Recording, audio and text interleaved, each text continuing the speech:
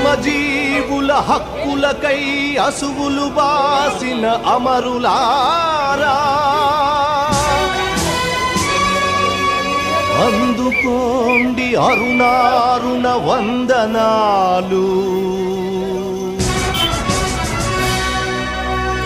మీ త్యాగఫలం మీ కర్మఫలం వృధా కానీయం. ఎర్ర జెండా సాక్షిగా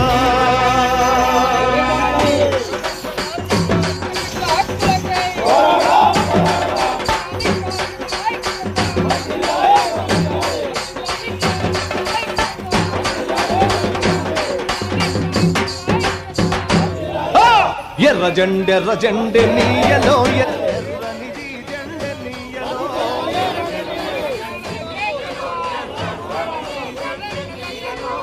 ఎర్ర జెండె నీయలో ఎర్రనిది జెండె నీయలో.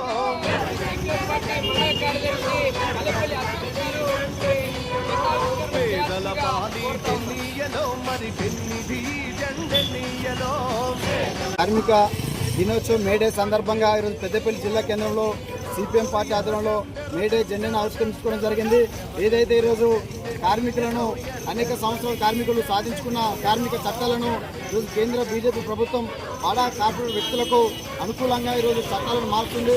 4 లేబర్ కోడ్లను తీసుకొచ్చి ఈరోజు కార్మికులను మళ్ళీ ఆదాని అంబానీ వాళ్లకు బానిసలుగా తీసుకొచ్చిన ప్రయత్నం చేస్తుంది. ఈరోజు తెలంగాణ కాంగ్రెస్ ప్రభుత్వం కూడా 10 గంటలు పనిని చేసుకోవచ్చు అని చెప్పేసి 282 జీవన్ కూడా తీసుకొచ్చిన పరిస్థితి ఉంది.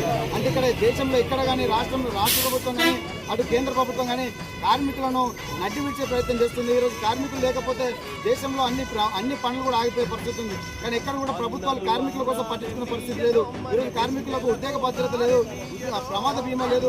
కనీసం వాళ్ళకు మరణించిన తర్వాత వాళ్ళకి ఎవరు కూడా ఉద్యోగ భద్రత కూడా కల్పించడంలో ప్రభుత్వం నిర్లక్ష్యం వ్యవహరిస్తుంది.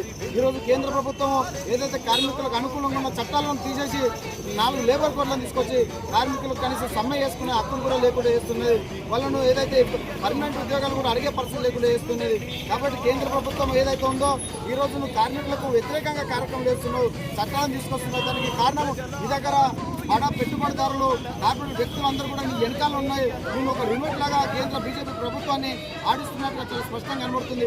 ఎందుకంటే ఈరోజు కేంద్రంలో ఉన్న నరేంద్ర మోడీ కార్మిక వ్యతిరేక ప్రభుత్వంగానే చాలా స్పష్టంగా కనబడుతుంది. ఎందుకంటే అనేక సంవత్సరాలు పోరాట సాధువులు గుర్తించి కార్మికుల సమస్యలు గుర్తించి 4 లేబర్ కోడ్లను రద్దు చేసి ఏదైతే పాత కార్మిక చట్టాలను అమలు చేయాలని చెప్పేసి మేము కోరుతున్నాం. లేకపోతే కార్మిక రంగాన్ని కూడా అందరినీ కూడా ఐక్యత చేసుకొని మేడే పూర్తిగా కేంద్ర ప్రభుత్వానికి వ్యతిరేకంగా కార్మిక చట్టాలు రద్దు చేసేందుకు కూడా పోరాటం కొనసాగిస్తామని, లేకపోతే వెంటనే ఏదైతే మీరు తీసుకొచ్చిన 4 లేబర్ కోడ్లను రద్దు చేయాలని చెప్పేసి కోరుకుంటున్నాం.